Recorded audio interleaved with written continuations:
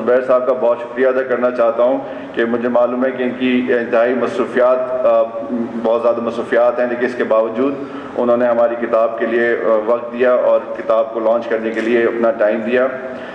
میں سمجھتا ہوں میری کتاب جو ہے وہ پاک جاپان دوستی کے لیے بہت امپورٹنٹ ایک سرمایہ ہے، کیونکہ میں سمجھتا ہوں جاپان سے ہمیں بہت کچھ سیکھنا چاہیے، جاپان کی ترقی سے ہمیں بہت کچھ سیکھنا چاہیے، اور جب ہم جاپان میں رہتے ہیں اور ہم جاپان کی ترقی کو دیکھتے ہیں تو ہمیں ایک انتہائی تھوڑا سا احساس کمتری کا بھی احساس ہوتا ہے کہ ہماری قوم اتنی ٹیلنٹڈ قوم ہے، انڈیویجولز اتنی زیادہ ترقی کر لیتے ہیں، لیکن جب ہم ایک ٹیم بنتے ہیں، ایک قوم بنتے ہیں، تو ہم اس مقام کو حاصل نہیں کر پاتے جو مقام جاپان اور دیگر ترقی یافتہ قومیں نے حاصل کر لیا ہے۔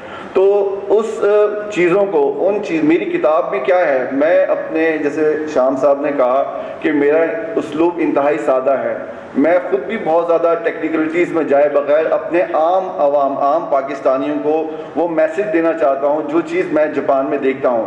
جاپان نے تعلیم کے شعبے میں کس طرح ترقی کی، ہم نے وہ ترقی کیوں حاصل نہیں کی، میں وہ چیزیں بیان کرنے کی کوشش کرتا ہوں کہ جب ان وجوہات کو بیان کرنے کی کوشش کرتا ہوں، ان ترقی کے ریزنز کو بیان کرنے کی کوشش کرتا ہوں کہ کاش یا شاید ہمارے پاکستانی قوم، ہمارے دوست جو پاکستان میں اس شعبے میں کام کریں، وہ ہم ان سے سیکھیں اور ہم بھی جاپان کی طرح ترقی حاصل کر سکیں۔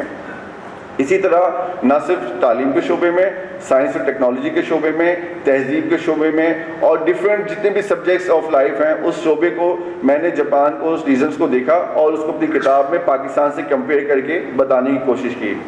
اس کتاب کا نام یاران وطن کیوں رکھا گیا، اور میرے کالمز کا نام بھی یاران وطن کے نام سے میرے کالم شائع ہوتے ہیں، وجہ صرف یہ ہے کہ ہم جتنے بھی اوورسیز پاکستانی وہ پاکستان سے بہت محبت کرتے ہیں۔ اس کتاب کا انتصاب بھی یہی رکھا ہے کہ اپنے پیدائشی ملک مادر وطن پاکستان اور اپنے رہائشی ملک جاپان کے نام۔ تو میں سمجھتا ہوں کہ ہر اوورسیز پاکستانی کو جتنی محبت پاکستان سے ہونی چاہیے اتنی ہی محبت اس ملک سے بھی ہونی چاہیے جہاں پہ وہ مقیم ہے، ان کے قانون کا بھی اسی طرح احترام کرنا چاہیے جس طرح ہم پاکستان کا احترام کرتے ہیں، ان کی ترقی کا بھی اتنا ہی خیال رکھنا چاہیے جتنا ہم پاکستان کا رکھتے ہیں۔ تو بین الملک جو 70 لاکھ پاکستانی ہیں وہ پاکستان کی معیشت میں اپنے زر مبادلہ کے ذریعے $20 ارب سالانہ انجیکٹ کرتے ہیں، جو ان کی محبت کا، پاکستان سے اپنی محبت کا ایک ثبوت ہے۔ تو میں اپنا جاپنیز کونسل جنرل صاحب کا بھی شکر گزار ہوں کہ وہ ہمیشہ ہمارے ساتھ رابطے میں رہتے ہیں، پاکستان کے حالات، پاکستان سے ان کی بھی بڑی محبت ہے، 20 سال انہوں نے کراچی پاکستان میں گزارے، اردو زبان بہت اچھی طرح بولتے ہیں، پاکستان اور جاپان کے جب بھی کوئی ایسی بات ہوتی ہے وہ وقت نکالتے ہیں اور شرکت کرتے ہیں۔ تو میں آج آپ تمام لوگوں کا شکر گزار ہوں، گورنر صاحب کا ایک بار پھر شکریہ ادا کرتا ہوں کہ انہوں نے ہمیں یہ موقع فراہم کیا کہ ہم اپنی کتاب کو یہاں پہ لانچ کر سکیں۔ یہ سال پاکستان اور جاپان کے تعلقات کا، سفارتی تعلقات کے 65 سال مکمل ہونے کا بھی سال ہے۔ تو یہ سال، اس سال جاپنیز نائب فورن منسٹر بھی جاپان آئے اور جاپان کے وزیر اعظم کے بھائی بھی ہیں یہ۔ تو میں سمجھتا ہوں بہت سے ایسی کام ہیں جو ہم جاپان کے ساتھ مل کے کر سکتے ہیں، بہت سی چیزیں ہم جاپان سے سیکھ سکتے ہیں اور جاپان سے سیکھ کے ہم اس راستے پہ چل سکتے ہیں جہاں پہ ترقی حاصل ہوتی ہے۔ تو میں ایک دفعہ پھر آپ تمام دوستوں کا شکر گزار ہوں کہ آپ لوگ یہاں جمع ہوئے، اور آپ سب کا بہت بہت شکریہ۔ تھینک یو سو مچ۔ عرفان بھائی بہت شکریہ۔ اور اب اس تقریب کے ایک اور اہم مہمان جن کو میں یہاں مدعو کروں گا، کونسل جنرل آف جاپان جناب عزت مآب توشیکازو اسومورا صاحب، آپ کی بھرپور تعریف۔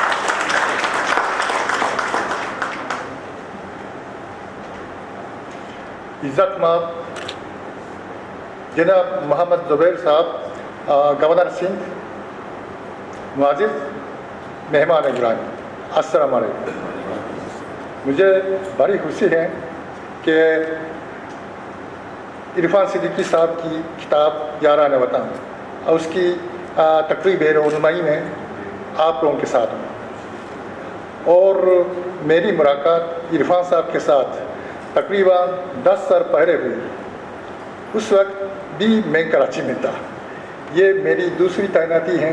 اس وقت پہلی تعیناتی میں جب کراچی آیا تھا، اس کے فوراً بعد عرفان صاحب کے ساتھ میری ملاقات ہوئی۔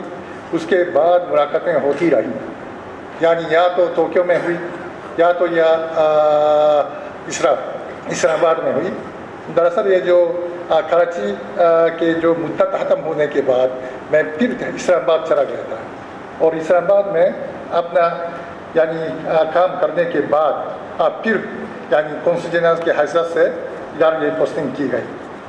तो इस दौरान यानी तकरीबन 10 साल उनके साथ यानी हमेशा मुलाकातें होती रही और बातें भी होती रही और उन्होंने या मेरी नज़र में बड़ा अच्छा काम किया है क्योंकि जापान में रहते हुए जापान में जो हो रहे हैं उसको कुरान बना के यानी आप लोगों तक ये पहुंचा देते हैं।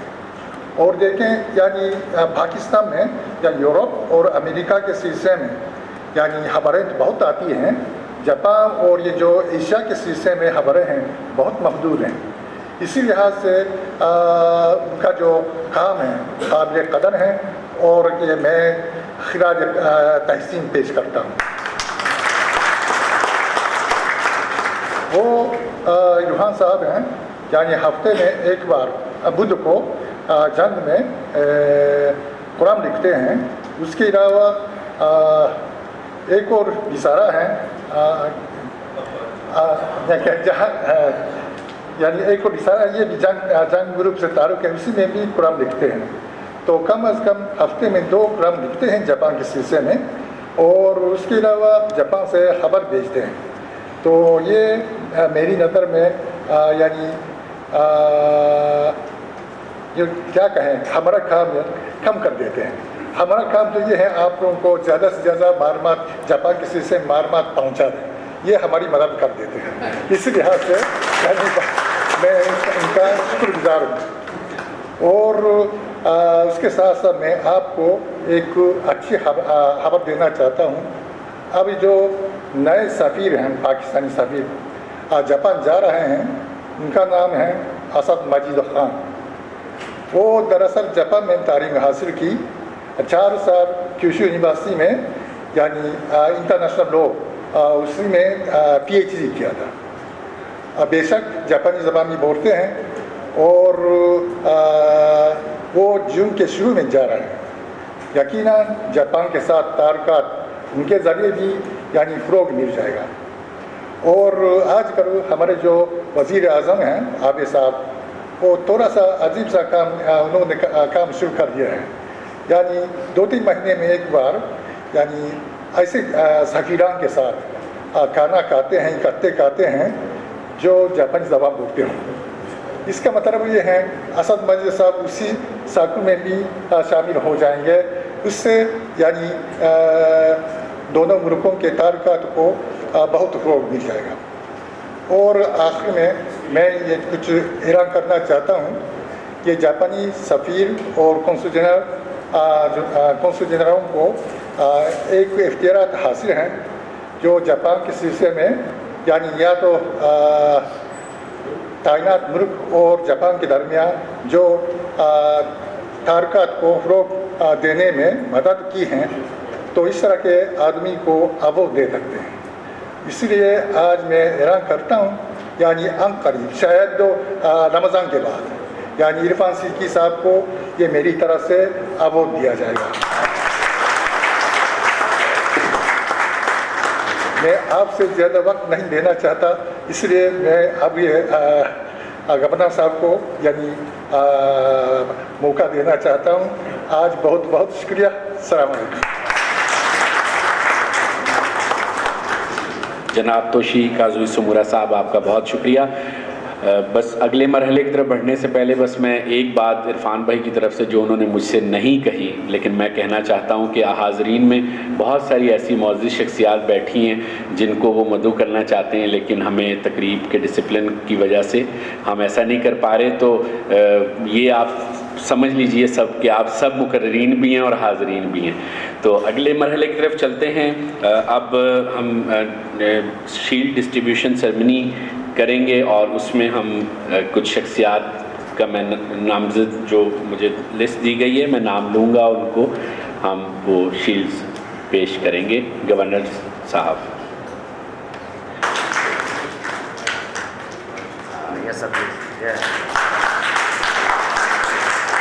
इसके बाद दूसरी शील्ड जनाब तनवीर जमाल साहब के लिए।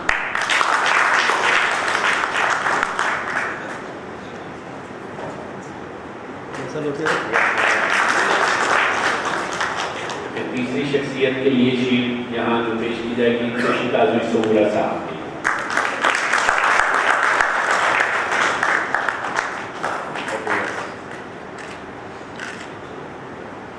چوتھی شیلڈ صاحب کتاب کو دی جائے گی عرفان صدیقی صاحب کے لیے جو گورنر صاحب کو دیں گے.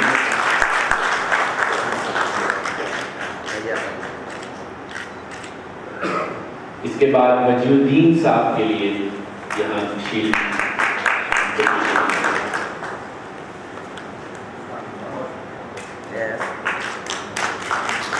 اس کے بعد اگلی شخصیت سید فیروز شاہ صاحب کو تشریف لائیں.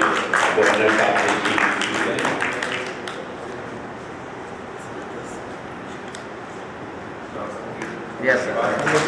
ہے. اس کے بعد اگلی شخصیت ڈاکٹر خالد عراقی شاید جی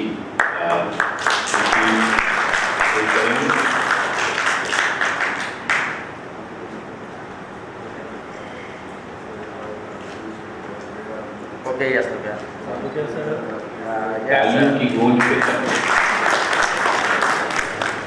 اس کے بعد اگلی شخصیت ڈاکٹر رئیس علی صاحب کے لیے.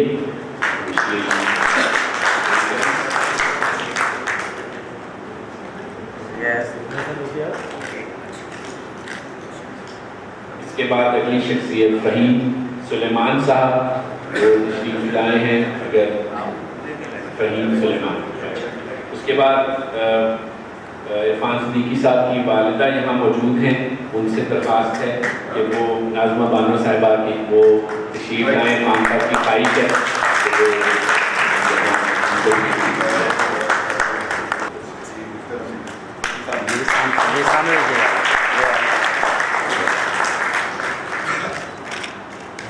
اگلی شخصیت اشفاق احمد صاحب کہ وہ یہاں آئیں اور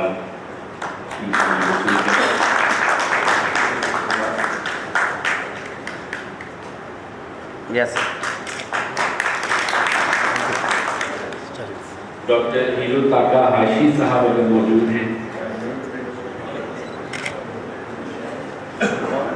ڈاکٹر طاقہ ہیرو کاشی. اب تقریب کے آخر میں گورنر سندھ محمد زبیر صاحب آپ کی مضبوط تعلیم.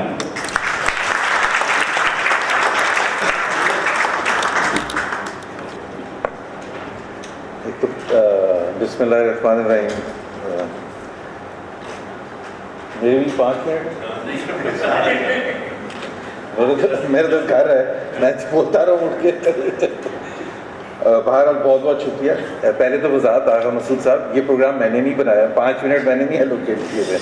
سو یہ اگر یہ 10-10 منٹ رکھتے تو 10-10 منٹ ہوتے, بٹ ہم خاص طور پر میں پاکستان جاپان کے حوالے سے بات کر رہے ہیں, اور میں کہتا ہوں کہ اس کتاب کی سب سے زیادہ فائدہ اس وقت ہوگا جب ہم اس کو پڑھیں, سمجھیں اور کوشش کریں کہ جاپان میں سمجھنے کی کوشش کریں کہ جاپان آگے کیسے نکل گیا اور ہمارے یہاں جاپان میں فرق ہے کیا. تو ایک تو میرا خیال ہے خود کا کسی نے کہ نفیس ہیں, وہ تحمل ہے. میرا خیال ہے تحمل جو ہے نا, میں تو کہتا ہوں کہ اگر ریلیکسنٹ پاکستانیز کو دینے کی ضرورت ہو نا, تھوڑا سا ٹیمپریچر نیچے آنے کی. اور یہ سیکھنے کی بات ہے جاپان سے, یہ میں فیکٹ بتا رہا ہوں. آئی مین ایک ایسی چیز ہے جس پہ پاکستانیز کا ریئیکشن اتنا سٹرونگ ہوتا ہے اپنے ہی لوگوں کے بارے میں کہ ہم نے بالکل پولیٹیسائز ایسے کر دیا کہ یہ دشمن ہے اور یہ دوست ہے, اور ان بٹوین کچھ نہیں ہے. There is always black and white, no grey area. آپ جاپان میں آئی ایم شیور زبردست طریقے سے لڑائی جھگڑا ہوتا ہوگا. ان کی اسمبلی کے بھی کبھی ہم حالات دیکھتے ہیں, فزیکل بھی ہو جاتے ہیں. But I don't think so کہ جاپان میں بیٹھ کے کوئی یہ بات کرتا ہے کہ وہ مودی کا یار ہے, وہ یہ ہے, بیکاز دے آل تھنک کہ there is a political difference, policy difference. اگر ہم نے کچھ سیکھنا ہے تو ایک تو وہ سیکھیں. دوسرا یہ ہے کہ سیکنڈ ورلڈ وار کے بعد, سیکنڈ ورلڈ وار سے پہلے کا جاپان اور سیکنڈ ورلڈ وار کے بعد کا جاپان, اب ڈفرینس تو دیکھیں کیا ہے. سیکنڈ ورلڈ وار سے پہلے کا پاکستان جاپان واز تھنکنگ کہ جی ان کا رائٹ ہے کہ پوری دنیا پر نہیں تو کم سے کم اس خطے پر حکومت کریں، اور وہ رائٹ جو بھی ہے، اور اس کے لیے چاہے جنگ کرنی پڑے، زبردست ہتھیار خریدنے پڑے، بنانے پڑے، زبردست جہاز، میزائل، جو بھی اس وقت کے زمانے کی جو سب سے ماڈرن وارفیئر ٹیکنالوجی تھی اس کو حاصل کیا، اور نکل کے قبضہ کرنے، اور خطے پر قبضہ کرتے چلے گئے۔ اس میں مظالم بھی ہوئے، زبردست مظالم کیے گئے۔ اور میں اس لیے یہ کہہ رہا ہوں کیونکہ کونسل جنرل صاحب بھی بیٹھے یہاں اور یہ کنفرم کریں گے، سیکنڈ ورلڈ وار میں جب شکست ہونے کے بعد انہوں نے بالکل اپنا ڈائریکشن چینج کر لیا۔ انہوں نے کہا یہ اس طرح سے نہیں رہا جاتا۔ آج بھی جاپان کا ایک سیریس ایشو ہے رشیا کے ساتھ، آئیلینڈز پر ڈسپیوٹ ہے۔ کیا کیا انہوں نے 70 سال میں اس کو حاصل کرنے میں؟ کبھی ہم نے سنا ہے کہ بندوق اٹھا لی انہوں نے؟ کبھی ہم نے سنا ہے جوشیلا پن وہ دکھایا؟ تو ایک تو پاکستان کو یہ خدا کے لیے یہ سیکھنا ہے کہ مسائل کا حل جوشیلی تقریروں سے اور جنگوں سے اور ہتھیاروں سے نہیں ہوتا۔ اور میں آپ کو خود ایک چیز بتاؤں کہ 2011 میں، کیونکہ محمود صاحب نے میرے والد صاحب کا بھی ذکر کیا تھا، 2011 میں بنگلہ دیش میں ورلڈ کپ ہو رہا تھا، کرکٹ ورلڈ کپ، کچھ میچز تھے، تو میں وہاں تھا، دیکھنے کے لیے گیا تھا۔ اور انٹرسٹنگ بات یہ ہے کہ وہ میچ تھا 23 مارچ 2011 میں، اور پاکستان کا اور آئی تھنک ساؤتھ افریقہ کا میچ تھا۔ اور میں نے وہ حالات بدلتے ہوئے، 50 اوورز کا میچ تھا، اسٹیڈیم میں کوئی اتنا پاکستان کے لیے اتنے پرجوش وہ نہیں تھے جو عوام تھے۔ جب پاکستان نے بھرپور انداز میں جیتا تو وہاں پاکستان زندہ باد کے جو نعرے تھے، اور جب ہم باہر نکلے اسٹیڈیم کے تو جھنڈے ہی جھنڈے پاکستان کے تھے، جھنڈے ہی جھنڈے تھے۔ تو میں نے ایک تاریخ میں واپس جا کے دیکھا کہ ایگزیکٹلی 40 سال پہلے سن 71 میں 23 مارچ پہلا دن تھا جب پاکستان کے فلیگز اتارے گئے تھے اور بنگلہ دیش کے فلیگ لگے تھے۔ تو سبق کیا تھا؟ سبق یہ تھا کہ جو شاہد آفریدی نے اور کھلاڑیوں نے بیٹ اور بال سے کیا ہے وہ ہتھیاروں سے حاصل نہیں ہوتا، آپ محبت حاصل کرتے ہیں۔ وہی ڈھاکہ جہاں پاکستان کے خلاف نعرے لگ رہے تھے سن 71 میں، وہ محبت کے نعرے لگ رہے تھے، بیکاز شاہد آفریدی اور ان کی کرکٹ پلیئرز نے وہ ان کا دے وان دا ہارٹس اینڈ مائنڈس اس کو کہتے ہیں۔ سو ایک تو یہ پاکستانی کو سبق سیکھنا چاہیے، اور کسی کو سکھانے کی ضرورت نہیں ہے کہ نیبرز کے ساتھ کیسے رہتے ہیں۔ پلیز انڈرسٹینڈ کریں کہ ہم نے حالات یہاں کر دیے ہیں کہ میں ٹیلی ویژن، اور ابھی بھی جو میں بول رہا ہوں یہ بھی پتہ نہیں کوٹ ہوئے گا اور میں بلیسمی کے اس میں آ جاؤں گا، مجھے پتہ ہے کہ جی یہ تو اتنی محبت کی باتیں کر رہے تھے، وہ وہاں سے پتہ نہیں کیا تیر برسا رہے ہیں اور ہم محبت کی بات۔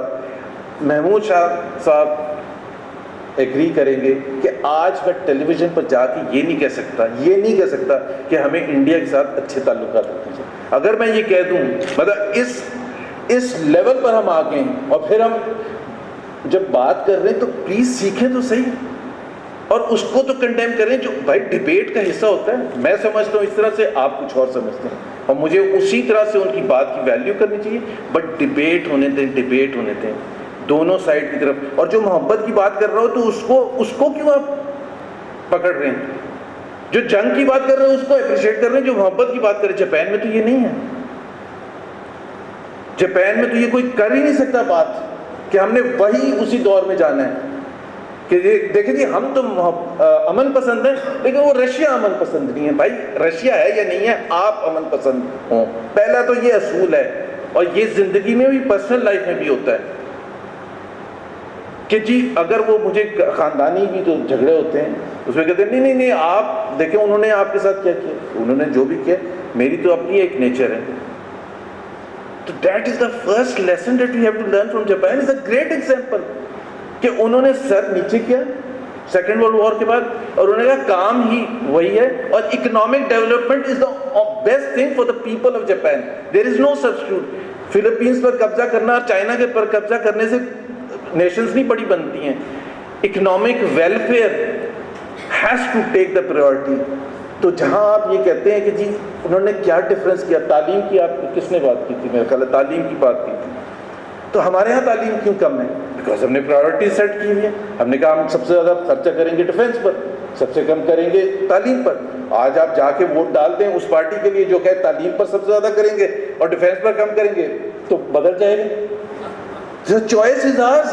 Please understand کہ جب آپ کوئی ڈیسیشن لیتے ہیں, اور میں یہ نہیں کہہ رہا, میں یہ نہیں پروموٹ کر رہا کہ جی ہم نہ کریں, بٹ پلیز انڈرسٹینڈ اس کا اکنامک کانسیکوینس ہوتا ہے. اور جیسے آپ کے گھر میں ہوگا, آپ کا بجٹ ہے, اگر 1 لاکھ آپ کماتے ہیں, اس میں سے اگر آپ 50,000 گارڈ زبردست رکھنے کے لیے, پیچھے موبائل لانے کے لیے اور یہ سب کریں گے کہ کراچی کے حالات صحیح نہیں ہے, الارم سسٹم زبردست ہے, تو آپ کے پاس 50,000 بچیں گے گھر پر خرچ کرنے کے لیے.